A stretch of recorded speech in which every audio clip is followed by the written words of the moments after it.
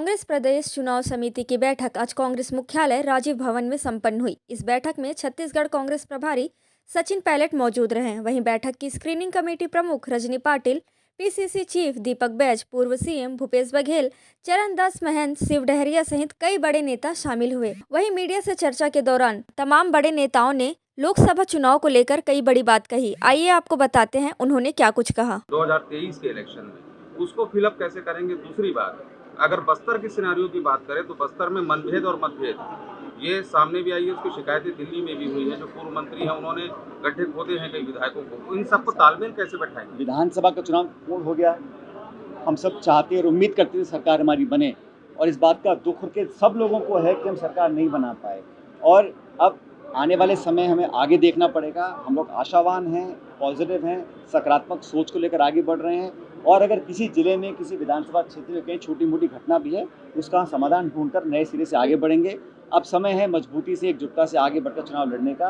और विधानसभा चुनाव में जो कमियां रह गई थी उसको पूरा करेंगे। सर, बिहार में फिर उथल पुथल शुरू हो गई है। नीतीश कुमार बिहार में, उसके बारे में क्या बोला जाए, कुछ पता ही नहीं है। चर्चा चल रही है, कभी कुछ होता है, कभी कुछ होता है। जब तक कुछ स्पष्ट सामने नहीं आएगा उसको बोलना ठीक नहीं होगा। पूरा स्पष्ट हो जाए उसके बाद कुछ टिप्पणी करना ठीक होगा, क्योंकि बहुत तेजी से ये घटनाक्रम चल रहा है। अभी हम कुछ कहना नहीं चाहते। आस्था की काट कैसे करेंगे। आस्था तो हावी है। मैंने कहा ना, 10 साल की रिपोर्ट कार्ड, 2 करोड़ रोजगार प्रतिवर्ष, मतलब आज 20 करोड़ लोगों को रोजगार मिलना चाहिए था।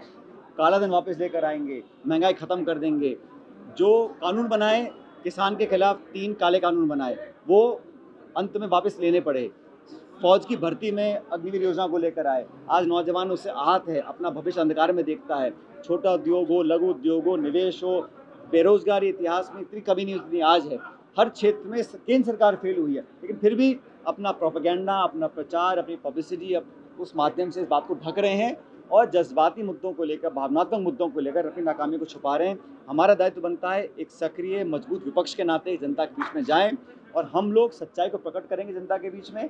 पब्लिक विकास चाहती है, गवर्नेंस, डिलीवरी और वादा पूरा करना ये भाजपा की जिम्मेदारी थी। दुर्भाग्यवश केंद्र सरकार वो नहीं कर पाई है। कमेटी के चेयरमैन और सदस्य हैं, उन्होंने प्रदेश कांग्रेस कमेटी के तमाम अलग अलग जिलों के हमारे नेता, पूर्व मंत्री, प्रदेश इलेक्शन कमेटी के सदस्य, उन सबसे चर्चा करी है। और लोकसभा चुनावों को लेकर जो उम्मीदवार हैं और किन लोगों को आगे नाम प्रस्तावित करने हैं उस पर चर्चा हुई है। जैसा मैंने कल कहा, बड़े खुले माहौल में सब लोगों ने अपनी राय दी है।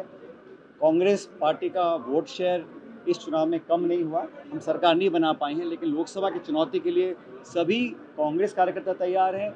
और आज जो हमारे यूथ कांग्रेस की प्रदेश की कार्यकारिणी है उसकी मीटिंग हुई है, उसको हम सबने संबोधित किया है। पूरी पार्टी, तमाम नेतागण एकजुटता से तैयार हैं आने वाली चुनौती का सामना करने के लिए। और 10 साल की जो केंद्र की सरकार है उनसे वो कठोर सवाल पूछेंगे, जनता की आवाज़ बनकर। महंगाई, बेरोजगारी, किसान, छोटे उद्योग, महिला, नौजवान, हर व्यक्ति पीड़ित है। और 10 साल के जो रिपोर्ट कार्ड है उसके आधार पर चुनाव लड़ना चाहते हैं। हम चाहते हैं कि जनता के बीच में 10 साल की परफॉर्मेंस, उसका जवाब केंद्र की सरकार दे और भारतीय जनता पार्टी दे।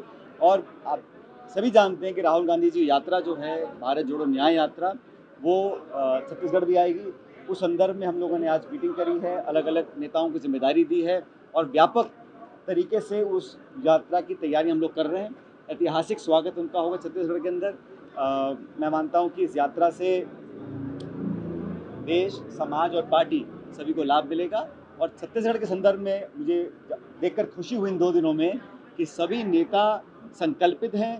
हमारा उद्देश्य है कि हम, जैसा आप लोगों ने मुझे पहले दिन पूछा था, हम इतिहास बनाने के लिए आए हैं और यहाँ पर उन तमाम सीटों को जीतेंगे जहाँ पर कांग्रेस पार्टी के उम्मीदवार हम उतारेंगे। नेता छोटे बड़े नहीं होते, नेता वो है जो क्षेत्र में उपयोगी हो और पार्टी को जीत दिला सके।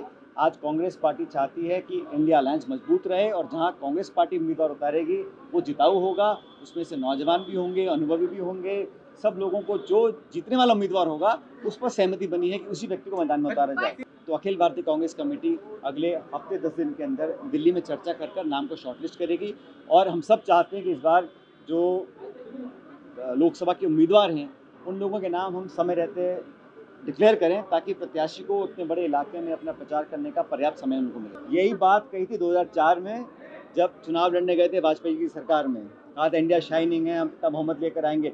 जनता जनार्दन है और पब्लिक का जो मन है उसके आगे किसी की टिकती नहीं। मुझे पूरा विश्वास है कि हमारी पार्टी की नीति, इतिहास, भविष्य, एजेंडा और हमारे उम्मीदवारों पर छत्तीसगढ़ समेत पूरे देश के लोग विश्वास करके वोट डालेंगे। साधक बाधक चर्चा हुई और इसके आगे के स्तर पे जाके हम दिल्ली में नेक्स्ट हफ्ते में मीटिंग करेंगे और उम्मीदवारों का चयनों की प्रक्रिया उसको आराम देने की कोशिश करेंगे और जल्द से जल्द हमारे उम्मीदवार तय हो जाए, जिसके कारण इतना बड़ा लोकसभा मतदार है तो उसमें वो लोग चुनाव लड़ सके। मापदंड पे चर्चा हुई है, बता रहे हैं कैसे मापदंड रहेंगे? मापदंड में किस तरह से उम्मीदवार होना चाहिए, कौन लड़ना चाहता है, लड़ने के लिए तो बहुत एक सीट पे बहुत सारे लोग हमारे तैयार है, लेकिन उसमें कुछ क्राइटेरिया करना पड़ेगा, कौन सी सीट किसके लिए रिजर्व है। उसकी हमारा सर्वे रिपोर्ट 30 तारीख तक आ जाएगा। सर्वे रिपोर्ट के अनुसार कौन कहाँ पे क्या स्थिति है वो हम सब सोच के देखिए। ऐसे है कि मुख्यमंत्री रह चुके हैं तो उनको लड़ने के लिए आग्रह करेंगे सब लोग। ऐसे दो चार अगर दबंग लोगों को हमने अंदर उनको नीचे लिया तो हमें लगता है कि चुनाव के लिए रंगत आ जाएगी और हमारे लोग अच्छे से चुनाव लड़ पाएंगे। लेकिन आगे क्या होता है वो हमारे संगठन की मीटिंग में जब होगा तो हम तय कुछ नहीं कर रहे हैं। हमने उनको रिक्वेस्ट किया है कि आपने आना चाहिए, लड़ना चाहिए। मना कर दिया उन्होंने? नहीं, ऐसे कुछ नहीं किया मना। उन्होंने जब संगठन में हमारे जब हाईकमान बोलते हैं तो वो करेंगे। अब ये यहाँ युवा की मीटिंग चल रही है, वहाँ पे वही बात होगी तो युवाओं को भी न्याय देंगे, महिलाओं को भी न्याय देंगे और राजीव गांधी जी की जो न्याय आता है उसके अनुसार हम काम करेंगे। पार्टी जहाँ जिम्मेदारी दे, हम लोग तो काम करने वाले लोग हैं। जहाँ जहाँ काम करने, अभी जैसे अलायंस कमेटी की जिम्मेदारी दी गई थी वो लगातार हम लोग बैठ के किए, अभी ये जिम्मेदारी दी इसको भी करेंगे। जहाँ तक के मैं समझता हूँ कि मुझे पूरे प्रदेश में घूम के प्रत्याशियों के प्रचार करना चाहिए जिससे लाभ मिलेगा, ऐसा मैं सोचता हूँ। व्यक्तिगत रूप से बोले मैं तो विधायक हूँ, मुझे चुनाव लड़ने की क्या आवश्यकता है।